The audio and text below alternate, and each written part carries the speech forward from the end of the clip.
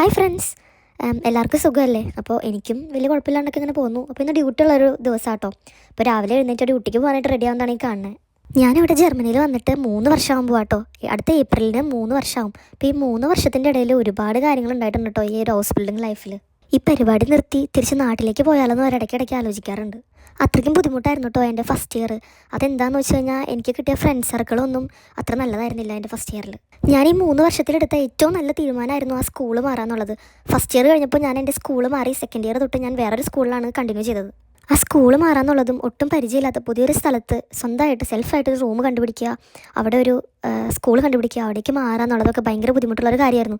ചില സമയത്ത് നമുക്ക് വേണ്ടി തന്നെ ഡിസിഷൻസ് എടുത്തേ പറ്റൂലേ. അതിപ്പോൾ നമുക്ക് വേറെ ആരോടും ചോദിക്കാനുണ്ടെങ്കിലും ഇല്ലെങ്കിലും നമ്മൾ തന്നെ എടുക്കണം.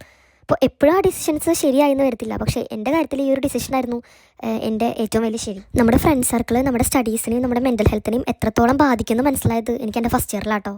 അപ്പോൾ ഞാനിത് പറഞ്ഞത് ഇവിടെ ഹൗസ് ബിൽഡിംഗ് പഠിക്കാൻ വരുന്ന സ്റ്റുഡൻസിനോടാട്ടോ. അപ്പോൾ നിങ്ങൾക്ക് നിങ്ങളുടെ സ്കൂള് നിങ്ങൾക്ക് ഒട്ടും കംഫർട്ടബിൾ അല്ല, നിങ്ങളുടെ ഫ്രണ്ട് സർക്കിൾ നിങ്ങൾക്ക് ഒട്ടും കംഫർട്ടബിൾ അല്ലെങ്കിൽ നിങ്ങൾ ഒറ്റയ്ക്കാണെന്ന് വിചാരിക്കേണ്ട. അപ്പോൾ സെൽഫായിട്ടൊരു ഡിസിഷൻ എടുത്ത് പുതിയൊരു സ്കൂൾ കണ്ടുപിടിക്കാനും പുതിയൊരു സ്ഥലത്തേക്ക് മാറാനൊക്കെ നിങ്ങൾക്ക് കൊണ്ട് പറ്റും.